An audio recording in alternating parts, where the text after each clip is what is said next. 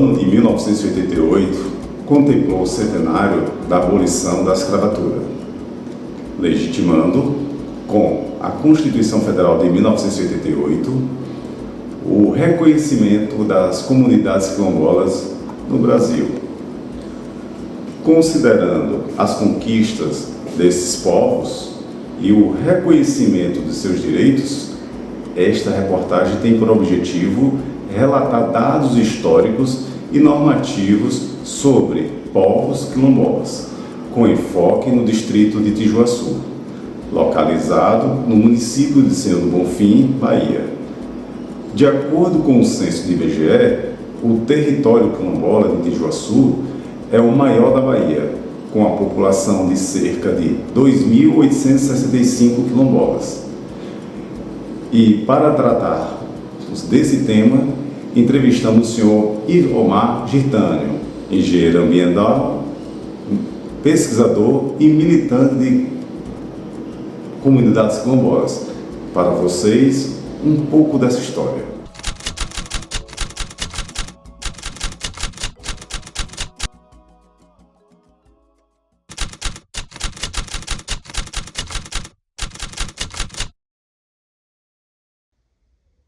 A história de Tijuaçu, ela teve vários marcos importantes. O primeiro marco dele foi a chegada de 3 mulheres lideradas por Marinha Rodrigues e o surgimento daquele lugar que é o aldeamento, que é a comunidade de Tijuaçu a partir de Alto Bonito. Alto Bonito é uma localidade dentro do distrito de Tijuaçu e ali surgia aquele conjunto de residências, o povoamento da localidade, onde as pessoas negras tinham ali como refúgio.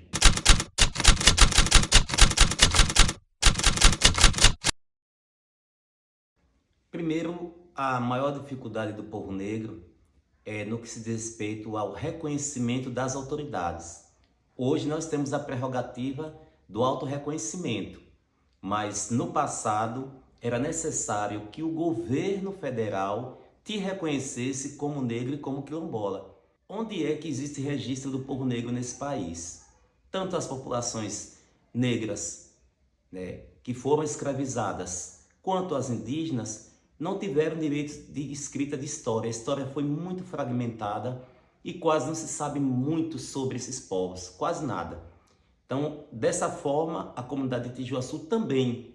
E o que ajudou a reconstruir a história foi justamente a história oral, que é um tipo de linguagem que a universidade aceita hoje no campo científico, e a partir de relatos dos avós, dos bisavós, dos tetravós, a gente vai reconhecendo a história, a ocupação daquela localidade. Então, o primeiro elemento, quando o projeto Tijuaçu se iniciou, quando a gente chegou para, junto com a comunidade, a gente reconstruir em termos de memória aquele lugar, foi justamente essa questão de não ter o direito ao reconhecimento daquelas terras ali como propriedade e também da sua identidade.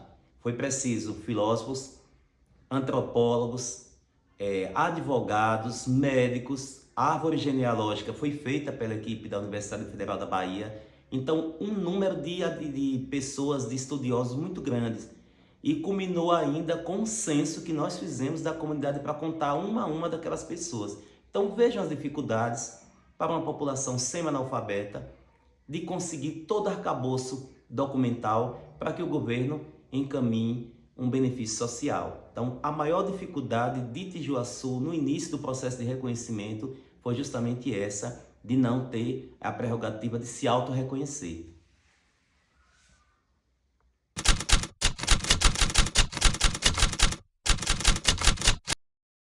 Falar sobre esse assunto é uma odisseia. Eu falei que o governo não reconhecia essa comunidade como negra enquanto não tivesse uma prova de que ali tinha sido um quilombo aos moldes que a gente ouve falar do quilombo de Zumbi dos Palmares. Então, o governo só reconhecia os quilombos a partir de negros fugidos. Então, isso é complicadíssimo, né? Porque muitos dos negros que estão aí hoje, eles tinham saído daquelas fazendas ou simplesmente tinham deixado à mercê do tempo e não necessariamente eles estavam fugindo de um capitão do mato.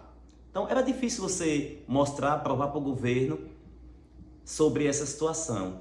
Então o primeiro desafio foi esse, foi essa junta documentos a criar uma identidade para a comunidade.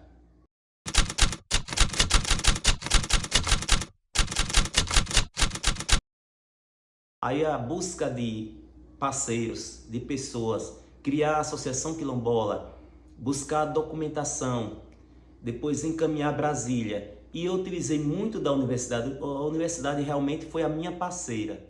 E a partir dessa orientação científica, eu fui tendo conhecimento sobre outros processos, visitando Salvador, conseguindo documentação, e a gente foi construindo essa questão quilombola até chegar ao reconhecimento. E a gente conseguiu só depois de 94 para 98 e final de 2000, a carta de identificação e, por fim, a carta de reconhecimento federal. Então tinha todo esse caminho. Hoje a gente conseguiu para outras comunidades a partir da autoidentificação. Então hoje são as pessoas que se autoidentificam e elas encaminham o ofício a Brasília e o processo delas é aceito. No passado foi preciso muito tempo para a gente chegar até esse reconhecimento da comunidade quilombola. E conquistas de outros programas nacionais foram inúmeras, mas a primeira delas, a que eu considero uma das mais importantes ainda num processo de luta da gente, foi o primeiro curso para a comunidade, o cursinho pré-vestibular. A Universidade do Estado da Bahia, a partir do trabalho que visualizavam lá, na época o diretor José Bites Carvalho, a professora Glória da Paz, a professora Beatriz. Então a gente conseguiu, a partir da universidade, o primeiro curso pré-vestibular para Tijuaçu. Por que considero uma conquista importante? Porque aquele pessoal só tinha até o segundo grau, e um segundo grau muito difícil de ser feito, porque pegavam caronas em veículos para vir para o centro de Senhor do Bonfim. Então ter ali um curso pré-vestibular foi uma conquista. E posteriormente uma universidade particular que se instalou em Tijuaçu, né? As duas principais no campo da educação. E posteriormente a água, né? Que eu poderia até considerar a água a maior das conquistas, porque por muitas décadas Tijuaçu não teve água encanada em suas casas, e a gente sabe que é um elemento essencial para a vida, que é a água. E essa foi uma conquista muito importante, em ter água encanada, ter saneamento, ter saúde, né? E a partir daí outras e outras conquistas, melhoria na educação e muitas outras coisas importantes que tem lá em Tijuaçu. Balcão de direito, depois a Associação Quilombola se fortaleceu, criaram outra associação também para defender os interesses do povo negro. Então são muitas as conquistas que a gente pode deixar à disposição até no trabalho para as pessoas visualizarem, porque o tempo é muito longo para a gente listar todas e qualquer conquista que a comunidade tenha conseguido.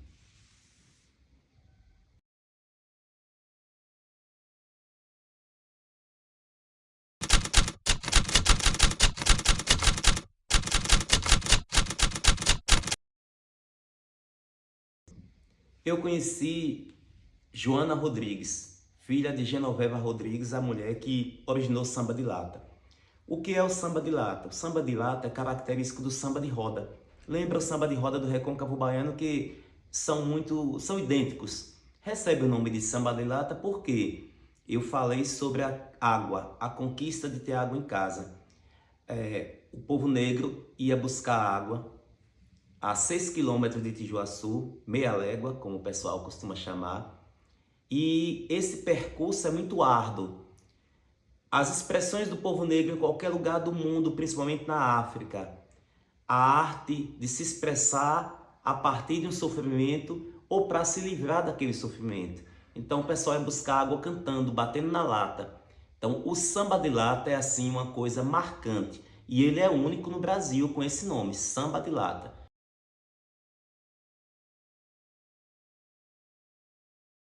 Outros lugares fazem aquelas percussões colato, pelourinho, mas uma mulher batendo numa lata, que é um recipiente, que ela ia buscar água, para abastecer sua residência, unicamente você vai encontrar isso em Tijuaçu.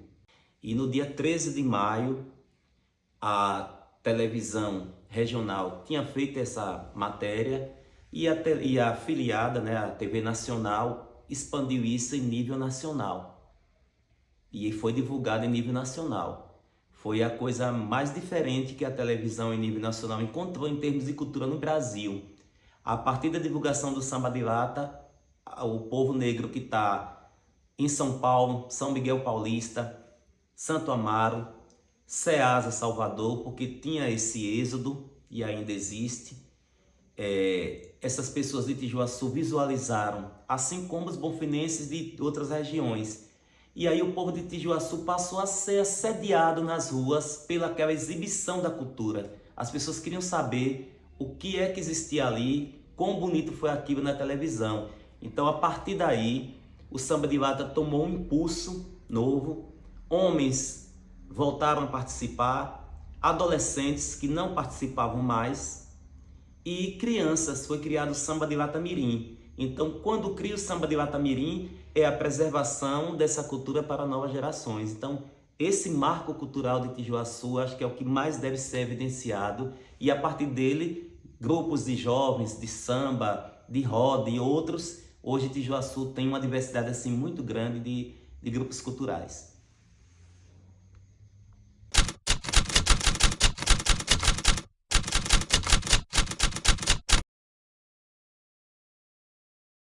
Os desafios de Tijuaçu, eles continuam como para todos os negros, para mim, para todo mundo. O racismo, a gente pensa que está acabando e ele se renova. Então é uma coisa assim gritante. Haja vista, nós temos fenômenos do futebol, fenômenos da televisão que estão sendo expostos a todo momento. A gente achava que o racismo era só para pessoas pretas pobres, mas ele está em todas as camadas da sociedade. Ele apenas é velado, é apenas camuflado, é apenas silenciado, mas ele continua firme, né? E o povo de Tijuaçu precisa vencer esse desafio, como todos nós, para o combate ao racismo.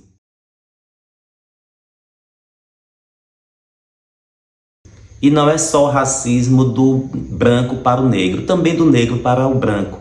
O racismo de forma geral, né? Então a comunidade tem buscado combater com a educação, né? A educação realmente tem que ser valorizada para isso. E eu coloco a questão do racismo, ela dá o pontapé realmente para todo outro conjunto de benefícios que a comunidade possa receber. Saúde, que a saúde só é ainda um reflexo, que é uma saúde voltada para o povo negro. Não tem uma saúde ainda que vise as etnias, né? Não se detectam doenças do povo negro. Acham que o negro é forte, que o negro é imbatível. É um meio de você colocar o negro ainda para trabalhar de maneira forçada. Então ficam camuflando o negro, dizendo que ele tem uma saúde melhor que a dos outros, mas por trás ali estão os trabalhos forçados e outros desafios que as pessoas enfrentam no dia a dia. Ainda os benefícios são poucos que chegam à comunidade, apesar de a gente ter tido muitas conquistas, mas o racismo é o que ainda atinge com força as comunidades quilombolas, não só Tijuaçu, mas os demais da nossa cidade. Ao encerrarmos esta reportagem, fica evidente que o reconhecimento do maior território da Bahia é um marco não apenas sociológico, mas estritamente jurídico. A trajetória de Tijuaçu nos revela que a cidadania não é uma outorga do Estado, mas uma construção diária.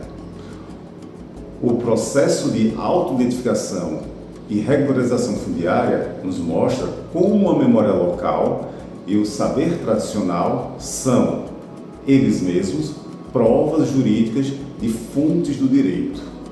O que o senhor Ivomar Gitânio nos trouxe hoje é uma constatação de que o direito precisa ser um instrumento de libertação contínua.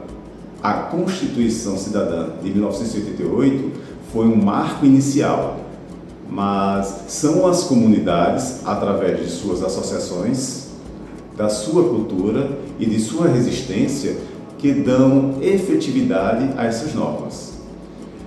Que a história de Tijuaçu, desse distrito, seja para olhar para a lei não apenas como um mecanismo de coação, mas como uma ponte para equidade e justiça social.